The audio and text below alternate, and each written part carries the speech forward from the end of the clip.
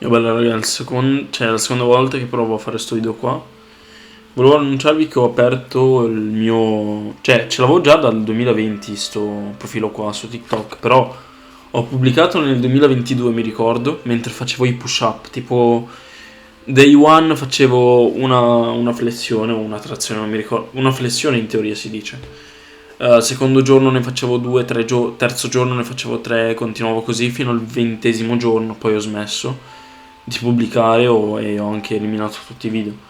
Adesso sto tornando a pubblicare, però parlando del mio percorso, quindi ho fatto un video di 9 minuti e mezzo dove parlavo comunque del mio background e di cosa avrei portato sul profilo TikTok. Andate a seguirmi lì. Mi chiamo con lo stesso nome comunque di YouTube, quindi dai, adesso cominciamo a leggere. Provo a leggere bene perché stavo provando a leggere prima, però non riuscivo a capire, magari non lo so, vediamo. Before passing to the next chapter, kindle anew in your mind the fire of hope, faith, courage and tolerance. If you have these states of mind and a working knowledge of the principles described, all else that you need will come to you when you are ready for it. Let Emerson state the thought in these words: every proverb, every book, every byword that belongs to thee for aid and comfort shall surely come home through open or winding passages. Every friend whom not thy fantastic will, but the great and tender soul in three caves, shall lock three in his embrace. There is a difference between wishing for a thing and being ready to receive it. No one is ready for a thing until he believes he can acquire it. The state of mind must be belief, not mere hope or wish. Open-mindedness is essential for belief. Closed minds do not inspire faith, courage or belief. Remember, no more effort is required to aim high in life, to demand abundance and prosperity, than is required to accept misery and poverty. A great poet has correctly stated this universal truth through these lines: I bargained with life for a penny, and life would pay no more. However, I begged that evening when I counted my scanty store, for life is just employer. He gives you what you ask. But once you have set the wages, why, you must bear that task. I worked for a menial's hire, only to learn, dismayed, that any wage I had asked for of life would have willingly paid. Comunque non è che non sto capendo, ma io la parte dove dice no one is ready for a thing until he believes he can acquire it, la capisco bene.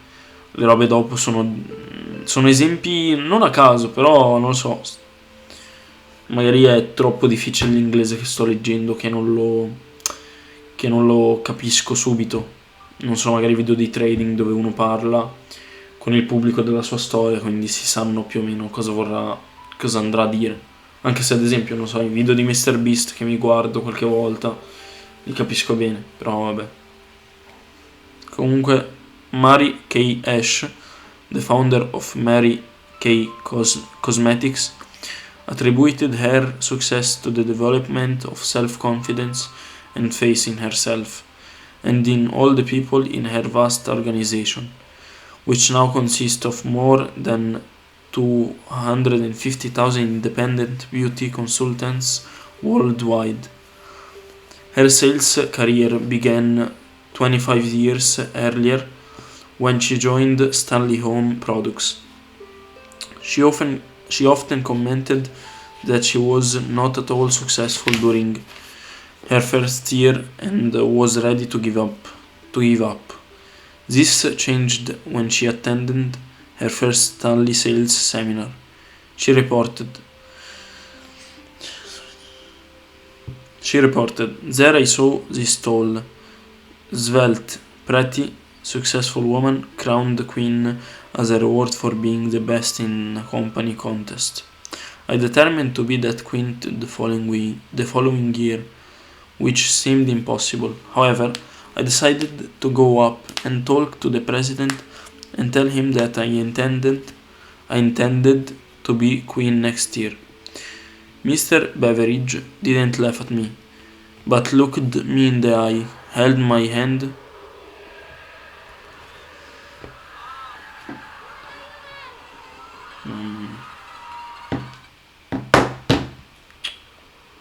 eccomi. Allora, sincero raga, sta parte di Mary Kay la salto, che è un po' così. Poi sembra che c'è una parte un po' bella dopo. Bella, sono tutte cose importanti, però sincero non sto capendo sta parte. Imagine yourself successful. Always picture yourself successful. Visualize the person you desire to become. Set aside time each day to be alone and undisturbed. Get comfortable and relax. Close your eyes and concentrate on your desires and goals. See yourself in this new environment, capable and self-confident. Reflect on your past successes, che non ci sono mai stati.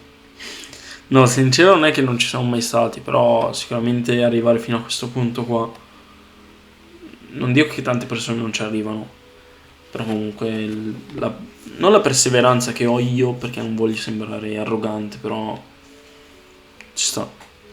Every success, be it large or small, is proof that you are capable of achieving more success. Celebrate each success. You can recall it when you begin to lose faith in yourself. Real. Set and forget. Questo non c'era scritto. Set defined goals. Have a clear direction of where you want to go. Be aware when you begin to deviate from these goals and take immediate corrective action. Respond positively to life. Develop a positive self-image. Your image, your reactions to life and your decisions are completely within your control. Desire outwits Mother Nature. Stop.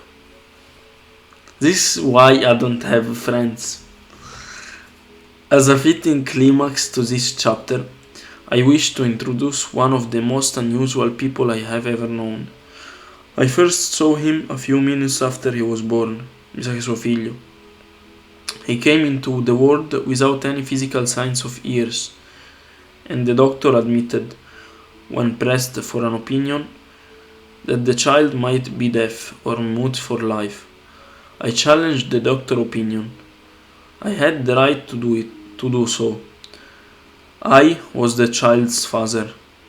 I, too, reached a decision and rendered an opinion, but I expressed the opinion silently, in the secrecy of my own heart. I decided that my son would hear and speak. Nature could send me a child without ears, but nature could not induce me to accept the reality of the affliction. In my own mind, I knew that my son would hear and speak. How? I was sure there must be a way. And I knew, eccolo qua lo scienziato, and I knew I would find it. I thought of the words of the immortal Emerson. The whole course of things goes to teach us faith. We need only obey. There is a guidance for each of us, and by lowly listening, we shall hear the right word. Desire. More than anything else, I desired that my son should not be a deaf mute. From that desire, I never receded, not for a second. Many years previously, I had written, for the first time, I wondered if that statement were true. Lying on the bed in front of me was a newly born child, without the natural equipment of hearing.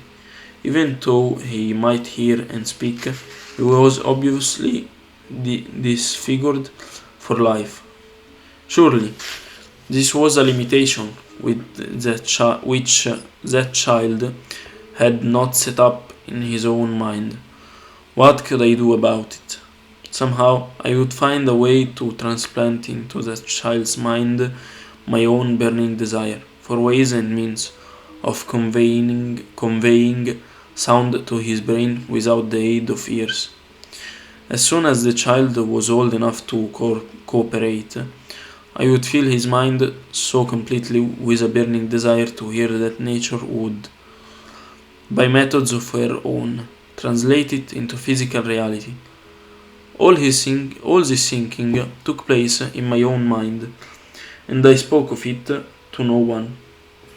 Every day I renewed the pledge I had made to myself not to accept a deaf mute for a son. As he grew older and began to take notice of things around him, we observed that he had slight degree of hearing. When he reached the age when children usually begin talking, he made no attempt to speak, but we could tell by his actions that he could hear certain sounds slightly. That was all I wanted to know. I was convinced that if he could hear, even slightly, he might develop still great hearing capacity. Then something happened which gave me hope. It came from an entirely unexpected source. We bought a record player. When the child heard the music for the first time, he went into ecstasies and promptly appropriated the machine. He soon showed a preference for certain records. Among them, It's a Long Way to Tipperary, non so che sia, magari è una canzone. On one occasion, he played that piece over and over for almost 2 hours, standing in front of the record player with his teeth clamped on the edge of the case. The significance of his self-formed habit of his did not become clear to us until years later, for we had never heard of the principle of bone conduction of sound at that time. Shortly after he appropriated the record player, I discovered that he could hear me quite clearly when I spoke with my lips touching his mastoid bone behind the ear, or at the base of the brain. These discoveries placed in my possession the necessary media by which I began to translate into reality my burning desire to help my son develop hearing and speech. By that time, he was making steps at speaking certain words. The outlook was far from encouraging, but desire backed my face knows no such word as impossible. Having determined that he could hear the sound of my voice plainly, I began immediately to transfer to his mind the desire to hear and speak. I soon discovered that the child enjoyed bedtime stories, so I went to work creating stories designed to develop in himself resilience, imagination, and a keen desire to hear and to be normal. There was one story in particular which I emphasized by giving it some new and dramatic coloring each time it was told. It was designed to plant in his mind the thought that his affliction was not a liability, but an asset of great value. Despite the fact that all the philosophy I had examined. Vado a bere, ci sono. Eccomi. Allora, Despite the fact that all the philosophy I had examined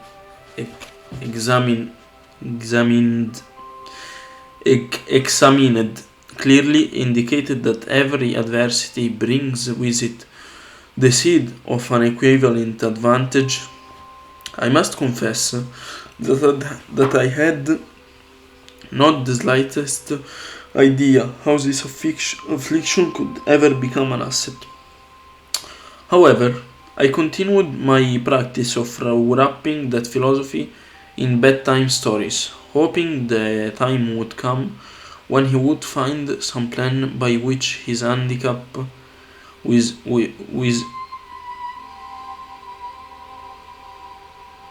by which his handicap could be made to serve some useful purpose.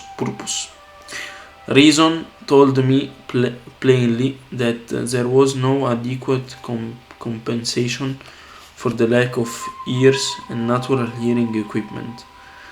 Desire, backed by faith, pushed reason aside and inspired me to carry on. As I analyze the experience in retrospect, I can see now that my son's faith in me had much to do with the astounding results. He did not question anything I told him. I sold him the idea that he had a distinct advantage over his older brother, and that this advantage would reflect itself in many ways. For example, the teachers in school would observe that he had no ears, and because of this, they would show him special attention and treat him with an extraordinary kindness. They always did. His mother saw to that by visiting the teachers and arranging with them to give the child the extra attention necessary. I sold him the idea, too, that when he became old enough to sell newspaper, his older brother had already become a newspaper merchant, he would have a big advantage over his brother, as people would pay him extra money for his wares, because they could see he was a bright, industrious boy, despite the fact he had no ears. We noticed that gradually the child's hearing was improving.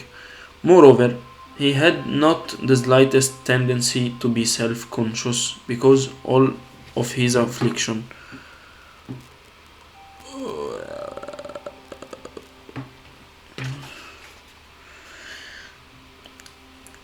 When he was about 7, he showed the first evidence that our method of serving his mind was bearing fruit. Raga, ve lo giuro, non era su una scoreggia, solo che la sedia sembrava tipo che scorreggiato. Was bearing fruit. For several months he begged for the privilege of selling newspaper, but his mother would not give her consent. Would not give him consent. Perché her? Not give her consent, okay. She was afraid that his deafness made it unsafe for him to go on the street alone. Finally, he took matters in his own hands. One afternoon, when he was left at home with the servants, he climbed through the kitchen window, shinned to the ground, and set out on his own. He borrowed 6 cents in capital from the neighborhood shoemaker, invested it in papers, sold out, reinvested, and keep repeating until late in the evening. After balancing his accounts and paying back the 6 cents he had borrowed from his banker, he had a net profit of 42 cents. When we got home that night, we found him in bed asleep, with the money tightly clenched in his hand. His mother opened his hand, removed the... Perché sempre sti pubblicità?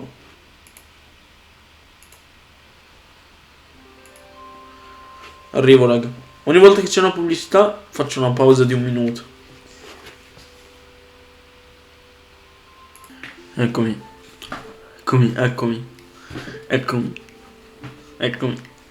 Ok, basta. When we got home that night, we found him removed the coins and cried.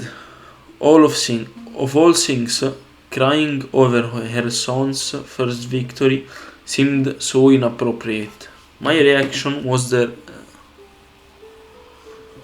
reverse. I laughed heartily,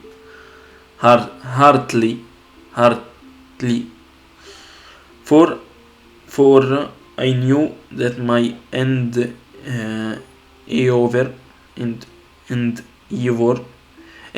to plant in the child's mind an attitude of faith in himself had been successful. His mother saw, in his first business venture, a little deaf boy who had gone out in his dress and risked his life to earn money. I saw a brave, ambitious, self-reliant little businessman whose stock in himself had increased 100% because he had gone into business on his own initiative and had won. The transaction pleased me because I knew he had given evidence of a trait of resourcefulness that would go with him all through life. Later events proved this to be true. When his older brother wanted something, he would lie down on the floor, kick his feet in the air, cry for it, and get it. When the little deaf boy wanted something, he would plan a way to earn the money, then buy it for himself. He still follows that plan. Truly, my own son has taught me that handicaps can be converted into stepping stones on which one may climb towards some worthy goal, unless they are accepted as obstacles and used as alibis. The little deaf boy went through the grades, high school and college without being able to hear his teachers, except when Jay shouted loudly at close range. He did not go for school for the deaf.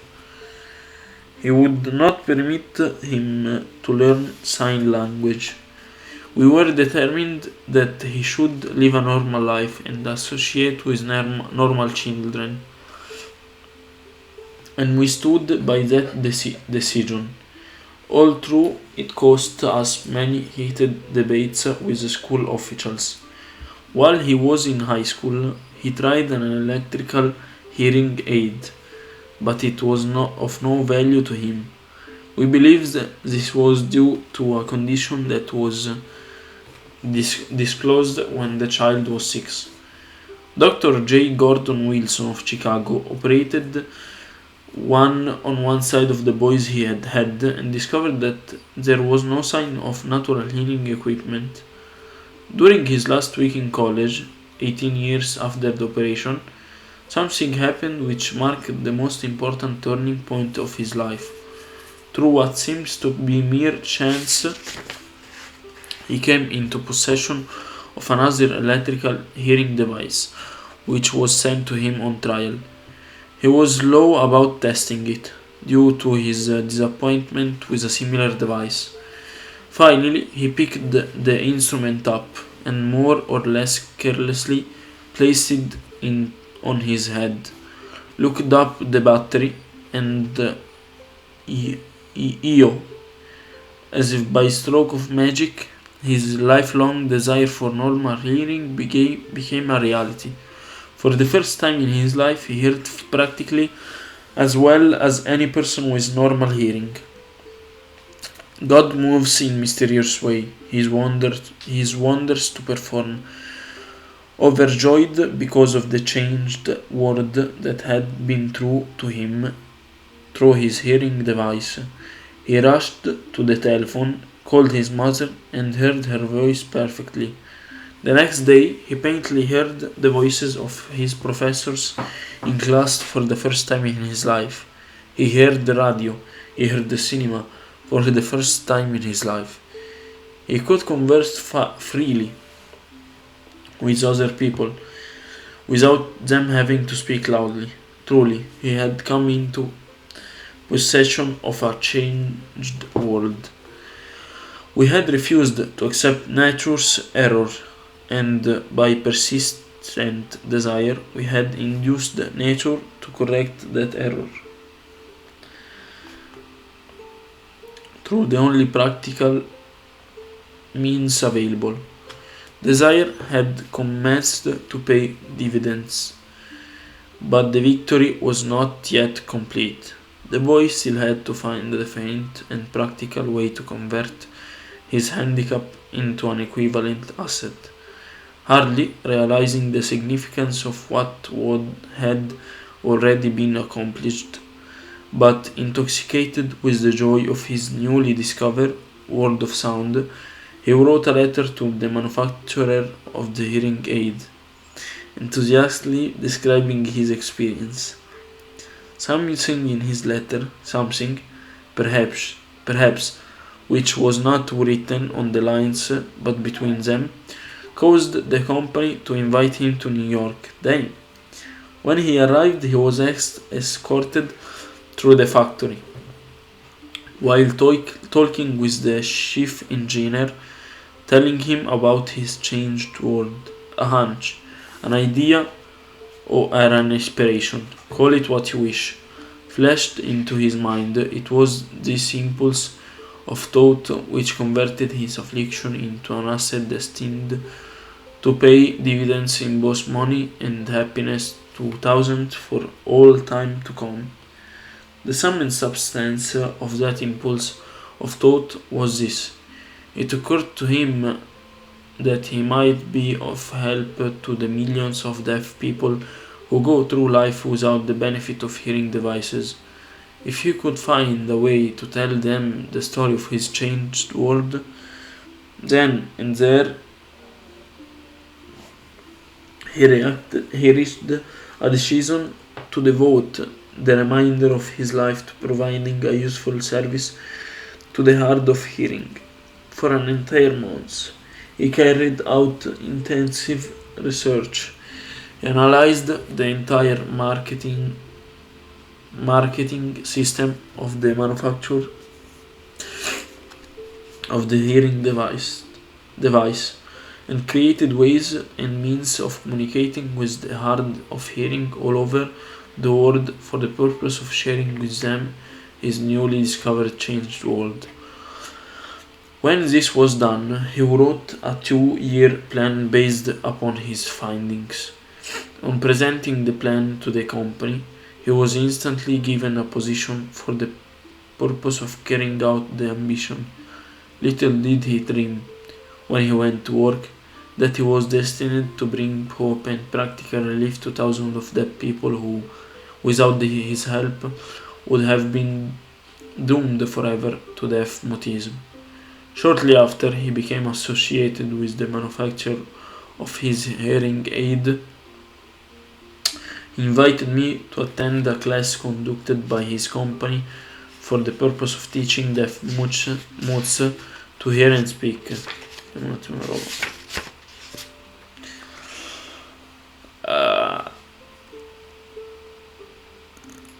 Eccomi.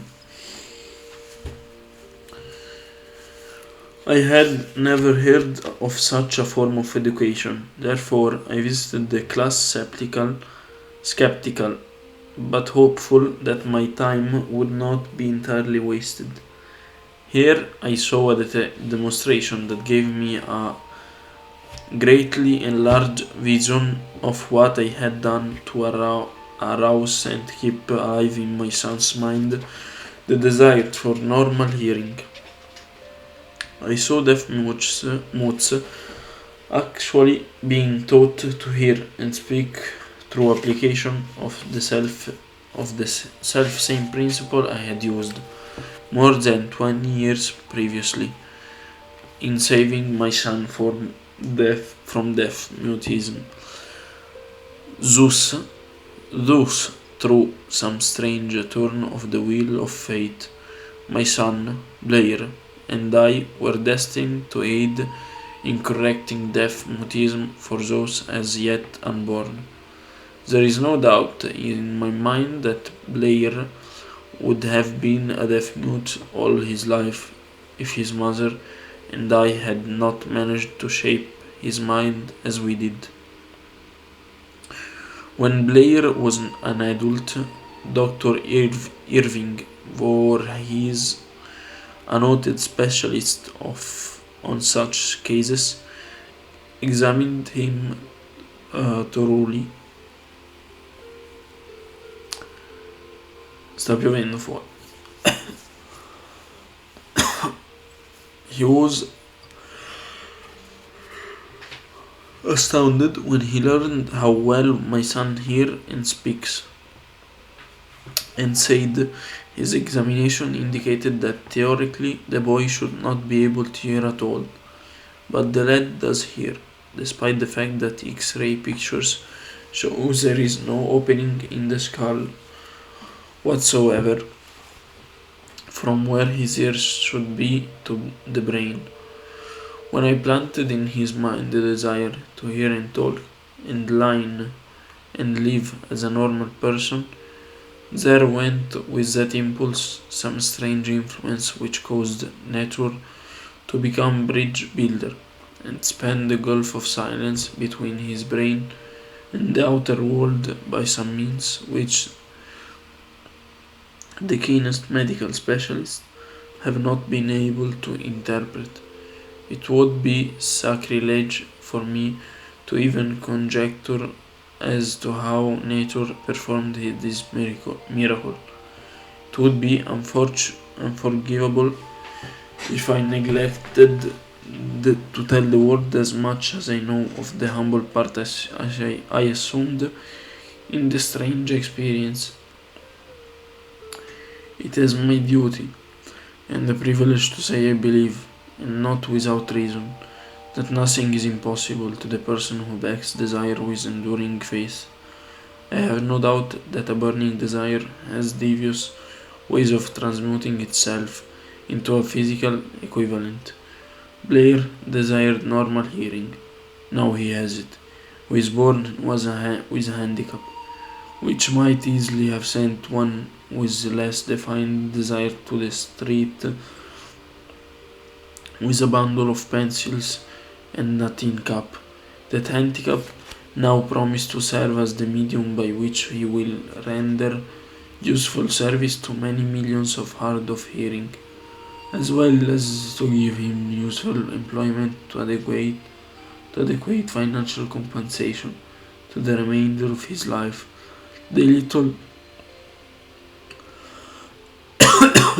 The little white lies I planted in his mind when he was a child, leading him to believe his affliction would become a great asset on which he could capitalize, have been justified. There is nothing right or wrong which belief plus burning desire cannot make real. These qualities are free to everyone. In all my experience in dealing with men and women who had personal problems, I never handled a single case which more definitely demonstrated the power of desire. Authors sometimes make the mistake of writing of subject of which they have but superficial or very elementary knowledge. It has been my good fortune to have had the privilege of testing the soundness of the power of desire through the affliction of my own son. Perhaps it was providential that the experience came as it did, for surely no one is better prepared than he to serve as an example of what happens when desire is put to the test. If Mother Nature bends to the wheel of desire, is it logical that mere man can defeat a burning desire? Strange and imponderable is the power of this human mind. We do not understand the method by which it uses every circumstance, every individual, every physical thing within its reach as a means of transmuting desire into its physical counterpart. Perhaps science will uncover this secret. I planted in my son's mind the desire to hear and to speak as any normal person hears and speaks. That desire has now become a reality. I planted in his mind the desire to convert his greatest handicap into his greatest asset. That desire had been realized. The modus operandi by which this astounding result was achieved is not hard to describe. It consisted of three very definite facts. First, I mixed faith with the desire for normal hearing, which I passed on to my son. Second, I communicated my desire to him in a very conceivable way available through persistent, continuous effort over a period of 3 years. Third, he believed me. Several years ago, one of my business associates became ill malato, okay. He became worse as time went on, and finally was taken to the hospital for an operation. Just before he was wheeled into the operating room, I took a look at him and wondered how anyone as thin and emaciated as he could possibly go through a major operation successfully. The doctor warned me that there was a little, if any chance of my ever seeing him alive again.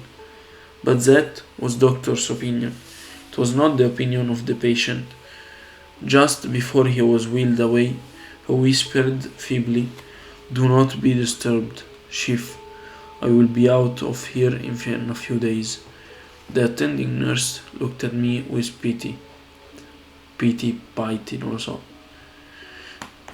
But the patient did come through safely.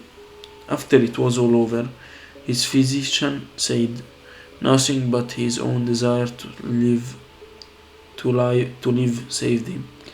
He never would have pulled through if he had not refused to accept the possibility of death. I believe in the power of desire backed by faith, because I have seen this power lift people from lowly beginnings to places of power and wealth. I have seen it rob the grave of its victims. I have seen it serve as the medium by which people staged a comeback after having been defeated in 100 different ways. I have seen it provide my own son with a normal, happy, successful life despite nature having sent him into the world without ears. How can one harness and use the power of desire? This has been answered through this chapter. In the subsequent chapter of this book, I wish to convey that all achievement, no matter what its nature or purpose,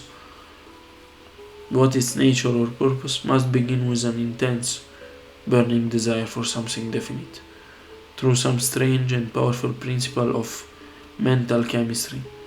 Nature wraps up in the impulse of strong desire that something which recognized no such world as impossible and accepts no such reality as failure. Bellissimo, raga, sincero. Qua ci sarà il terzo capitolo, Faith. Comunque, come vi ho detto, comunque quando leggo, se qualcuno è arrivato fino a questo momento, poi però ogni volta che leggo e che parlo comunque leggo comunque il libro, cercate di pensare alla vostra vita e cercate di pensare, ok, adesso sta dicendo sta roba, dove nella mia vita, dove nella mia carriera. Ad esempio, io nel mio trading so che per ora non ho risultati, molto probabilmente fra 2-3 mesi arriveranno i primi payout. Poi anche se non arrivano fra 2-3 mesi, fra un anno arrivano, fra 2 anni arrivano, fra 5 anni arrivano.